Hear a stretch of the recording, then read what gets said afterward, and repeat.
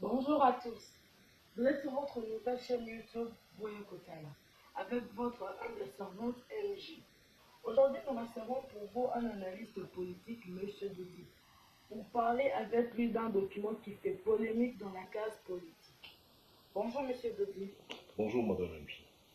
Avez-vous eu écho du document intitulé Proposition de sortie de crise que le candidat malheureux Martin Fayulu aurait adressé au président Félix Tshisekedi et aux chancelleries occidentales?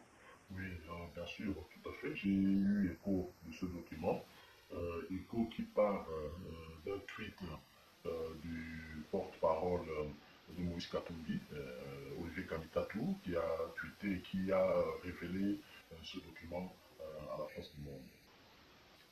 Que vous inspire ce document?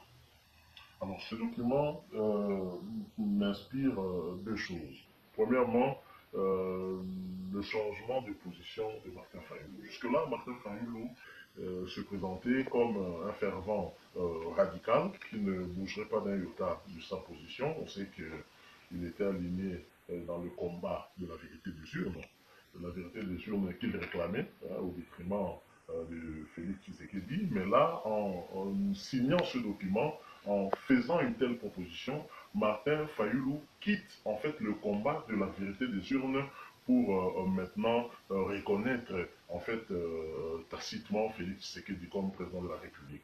Deuxièmement, ce document m'inspire quoi? Ce document est en train de m'inspirer en fait de révéler des dissensions qu'on a commencé à remarquer depuis un certain temps au sein de la MOCA. Donc les violons ne s'accordent plus entre les différents leaders de la MOCA et je pense que les heures à venir ou les jours à venir vont nous donner un peu plus d'informations quant à cette coalition qui semble balbutier. Francis Kalombo, un proche de Moïse Katumbi, est très remonté contre Martin Fayulu. Comment expliquez-vous cet acharnement? Alors, plusieurs choses expliquent l'attitude de Francis Kalombo que j'ai eu à moi-même à suivre. D'abord, il faut savoir que la position de Moïse Katumbi est une position qui allait un peu dans le contre-courant, on va dire. Donc, ça allait dans le sens contraire de la position de Martin Fayulu. Martin Fayulu était dans une position où il réclamait la vérité des urnes. Donc, pas autre chose. J'ai été élu président par 62% de Congolais, on doit me remettre l'impérium. Donc Félix Tshisekedi n'est pas président, il n'a pas été élu, il est là à la faveur d'un accord qu'il aurait eu avec l'ancien chef de l'État, Joseph Kabila. Alors lorsque Moïse arrive, Moïse Katumbi ne s'aligne pas sur ce schéma de la vérité des urnes. Moïse Katumbi, au contraire, lui, pense que la MOCA devrait faire une opposition républicaine. Donc cela n'était pas tout à fait la vision de Martin Fayulu et de Moussitou, qui sont en fait très proches. Et donc cela a eu à susciter au sein de l'entourage de Martin Fayulu des vives critiques à l'endroit de Maurice Katumbi, chose que Francis Kalombo n'accepte pas. Francis Kalombo réagit ainsi, on va dire pourquoi. En fait, quand Martin Fayulu reprochait quoi à Félix Tshisekedi? Martin Fayulu reprochait à Félix Tshisekedi un deal qu'il aurait eu avec l'ancien président Joseph Kabila qui l'aurait propulsé à la tête du pays.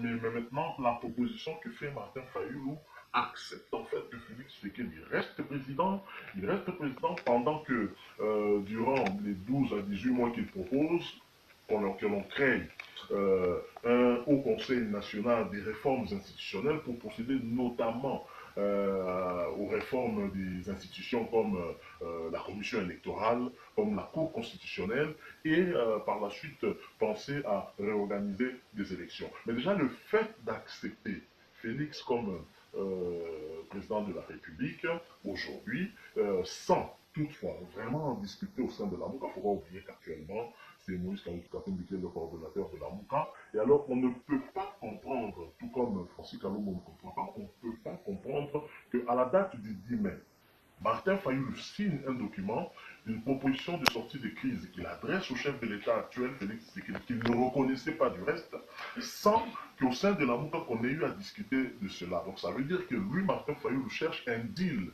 Pire encore, la proposition de la création de cette structure inconstitutionnelle du reste, qui serait le Conseil national des réformes institutionnelles, dont l'animateur principal serait lui-même Martin Fayulu, je pense pense que cela dénote d'ailleurs d'un manque de respect de tous les autres leaders de la Mouka, notamment celui qui est censé être leader actuel de la Mouka, parce qu'on lui a confié la gestion de la Mouka durant 3 mois. Je crois que tout ça, un peu, a eu à frustrer, à énerver les proches de Moïse Katumbi. Voilà pourquoi Francis Kalombo, son attitude s'explique par cet état de choses-là. Parce qu'en fait, Francis Kalombo dit que Martin Fayulu, finalement, quitte le combat de la vérité des urnes pour aller vers le combat de la réclamation d'un poste.